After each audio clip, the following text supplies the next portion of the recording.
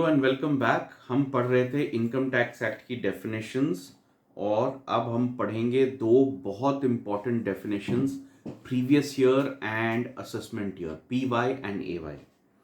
तो सबसे पहले ये डेफिनेशंस इतनी इंपॉर्टेंट क्यों हैं? इनकम टैक्स एक्ट में हर चीज प्रीवियस ईयर और असेसमेंट ईयर के रेफरेंस से डिस्क्राइब करी हुई है। फॉर एग्जाम्पल, इनकम के ऊपर कब कमाई हुई इनकम के ऊपर टैक्स कब लगेगा, कौन से पीरियड में कमाई हुई इनकम के ऊपर टैक्स कब लगेगा, ये प्रीवियस ईयर और असेसमेंट ईयर के रेफरेंस से डिफाइन किया गया है। टैक्स पे कब करना है या एडवांस टैक्स पे कब करना है, टैक्स डिडक्ट कब होगा या कलेक्ट कब होगा, कई तरह की deadlines. For example, income tax की रिटर्न कब फाइल करनी है, असेसमेंट कब तक कंप्लीट होना चाहिए, अगर रिटर्न को रिवाइज करना है तो वो कब कर सकते हैं, अगर कोई पुराने साल की असेसमेंट को रीओपन करना है तो इनकम टैक्स ऑफिसर वो कब तक कर सकता है। ऐसी बहुत सारी चीज़ें हैं इनकम टैक्स में और ये सारी ही चीज़ें डिफाइन करी गई हैं लॉ में according to with reference to previous year and assessment year. ठीक है, तो अगर आप इस चीज़ को नहीं समझेंगे तो आप सिंपल चीज़ों में भी कंफ्यूज हो जाएंगे, टैक्स कैलकुलेशन में भी कंफ्यूज हो जाएंगे। टैक्स का सारा कैलकुलेशन ही प्रीवियस ईयर और असेसमेंट ईयर के हिसाब से होता है। Let's understand. सबसे पहले हम समझते हैं असेसमेंट ईयर और ये डेफिनेशन दी गई है सेक्शन 2 के क्लॉज 9 में। असेसमेंट बहुत सिंपल डेफिनेशन है, बहुत ही simple. Assessment year means the period of 12 months commencing on first day of April every year. मतलब आप कोई सा भी साल उठा लीजिए, 1 अप्रैल और वहां से लेकर 12 महीने पकड़ लीजिए, तो 1 अप्रैल से 12 महीने होते हैं, 1 अप्रैल टू 31 मार्च। हर साल 1 अप्रैल से 31 मार्च का जो पीरियड है उसको हम बोलेंगे असेसमेंट ईयर। फॉर एग्जाम्पल, अभी 2024 स्टार्ट हुआ है, तो अभी कौन सा असेसमेंट ईयर चल रहा है? 1 अप्रैल 2023 में ये असेसमेंट ईयर शुरू हुआ था और ये खत्म होगा 31 मार्च 2024 में। तो इसको हम बोलेंगे असेसमेंट ईयर 2023-24। ये एक असेसमेंट ईयर हो गया। ओके, सिमिलरली 1 अप्रैल 2021 से लेकर 31 मार्च 2022 ये भी एक असेसमेंट ईयर हो गया। हर साल 1 अप्रैल को हम मानेंगे एक नया साल शुरू होता है जिसको हम बोलते हैं असेसमेंट ईयर। तो ये बहुत ही सिंपल डेफिनेशन है, आई एम श्योर इसमें और कुछ बताने की जरूरत नहीं है। Now let's understand what is previous year. Previous year section 2 में क्लॉज 34 में लिखा है, previous year means previous year as defined in section 3। तो एक्चुअली सेक्शन 2 में इसकी डेफिनेशन नहीं है, उसमें बोला है सेक्शन 3 में जाके पढ़ लो, वहां जो प्रीवियस ईयर डिफाइन किया गया है वही प्रीवियस ईयर है। हमें सेक्शन 3 पढ़ना पड़ेगा।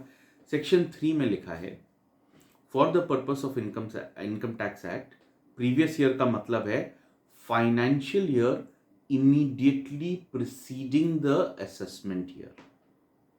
ध्यान से समझिए, ये इंपॉर्टेंट क्यों है समझना। प्रीवियस ईयर की डेफिनेशन पहली तो क्या है, उसमें पहला पॉइंट तो क्या है, it is the financial year. अब फाइनेंशियल ईयर भी वही होता है, क्या होता है? 1 अप्रैल of any year, for example 1 April of 2001 से लेकर 31 मार्च 2002, इसको हम बोलेंगे एक फाइनेंशियल ईयर। लेकिन immediately preceding the assessment year, तो जब भी हम किसी प्रीवियस ईयर की बात करेंगे वो हमेशा किसी न किसी असेसमेंट ईयर के रिलेशन में देखा जाएगा, अलग से नहीं देखा जाएगा। ठीक है, एग्जाम्पल लेके समझते हैं, दोनों बिल्कुल क्लियर हो जाएंगे असेसमेंट ईयर और प्रीवियस ईयर क्या है। देखिए, 1 अप्रैल 2022 से 31 मार्च 2003 हमने असेसमेंट ईयर की डेफिनेशन क्या पढ़ी? The period of 12 month starting from 1 April every year. तो 1 अप्रैल 2022 से जो साल शुरू हुआ, जो 31 मार्च 2023 में खत्म हो जाएगा, जो पीरियड ऑफ 12 मंथ्स है, क्या ये एक असेसमेंट ईयर है? हाँ, इसको हम क्या बोलेंगे? Assessment year 2022-23। इसमें तो कोई कंफ्यूजन नहीं होना चाहिए। अब देखिए, प्रीवियस ईयर की डेफिनेशन में बोला है it is the financial year immediately preceding the assessment year. तो इस असेसमेंट ईयर के इमीडिएटली प्रीसीडिंग मतलब इमीडिएटली पहले, जस्ट पहले कौन सा फाइनेंशियल ईयर था? इसके जस्ट पहले फाइनेंशियल ईयर था 1 अप्रैल 2021 से लेकर 31 मार्च 2022। करेक्ट? सिंपल है। तो इसको हम बोलेंगे previous year related to this assessment year. Okay? लेकिन एक चीज ध्यान में रखिए, ये 1 अप्रैल 21 से 31 मार्च 2022 ये प्रीवियस ईयर तो है in relation to this assessment year, but ये खुद में एक असेसमेंट ईयर भी तो है, बिकॉज 1 अप्रैल ऑफ 2021 से जो 12 महीने का पीरियड शुरू हो रहा है असेसमेंट ईयर की डेफिनेशन के हिसाब से, वो भी तो एक असेसमेंट ईयर है। तो उसको हम बोलेंगे असेसमेंट ईयर 2021-22। और इस असेसमेंट ईयर के लिए प्रीवियस ईयर कौन सा होगा? उसके पिछला साल। ऑलराइट? तो एक्चुअली अगर आप देखें, ये जो 21 से लेकर अप्रैल 21 से 31 मार्च 22 का जो पीरियड है, ये खुद में एक असेसमेंट ईयर भी है और अगले साल के लिए ये एक प्रीवियस ईयर भी है। तो every financial year is a previous year and an assessment year. तो ये दो डेफिनेशन की जरूरत क्या है? मतलब हम प्रीवियस ईयर भी कह रहे हैं, असेसमेंट ईयर भी कह रहे हैं। अभी आप डेफिनेशंस पढ़ रहे हैं, अभी इतना समझ लीजिए, बट फिर भी आगे आप पढ़ेंगे, फिर भी थोड़ा आपको बताता हूं। इनकम टैक्स में एक सिंपल सा कॉन्सेप्ट है।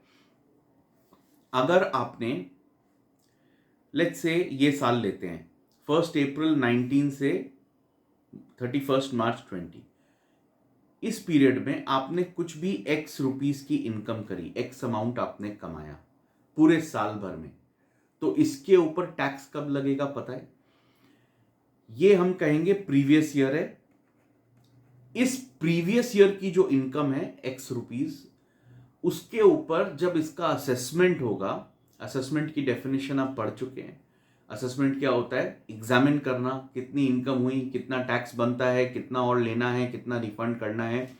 इसका असेसमेंट होगा असेसमेंट ईयर में, मतलब जब साल खत्म हो जाएगा 31 मार्च, अगला साल शुरू होगा, यानी ये वाला साल जो खुद में एक प्रीवियस ईयर तो है, लेकिन इस प्रीवियस ईयर के रिलेशन में ये असेसमेंट ईयर भी है।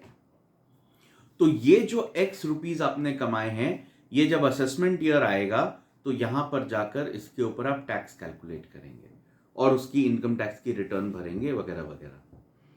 ओके?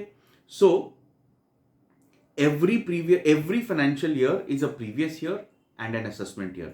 Assessment year की डेफिनेशन सिंपल है, 12-month period starting from 1 April every year.